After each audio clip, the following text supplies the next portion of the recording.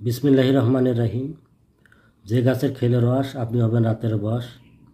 আজকে আমি এমন একটি গাছ সম্পর্কে আপনাদেরকে জানিয়ে দেব, যে গাছের রস আপনি যদি নিয়ম মতো আপনি করে খেতে পারেন, তাহলে অবশ্যই আপনি রাতের বশ হবেন। ভিডিও স্ক্রিনে লক্ষ্য করলে দেখতে পারবেন আমি একটা গাছের চিত্র আপনাদেরকে দেখাচ্ছি। মূলত এই গাছটি হইল অফুলা হাতিসুরার গাছ। একটা অফুলা হাতিসুরার গাছ জনশ্রুতির জন্য ভালো কাজ করে, আর যেটাতে ফুল আসছে সে গাছ তেমন কাজ করে না।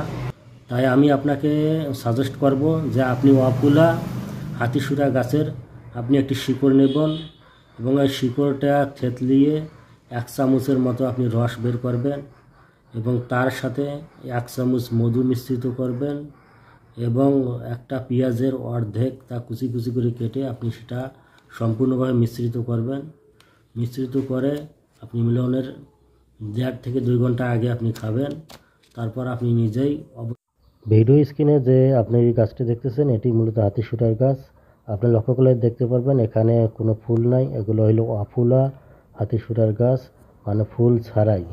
মূলত আমি এই গাছগুলোর কথাই আপনাকে বলেছি।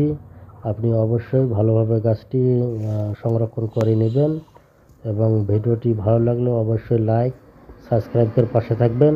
ধন্যবাদ সকলকে।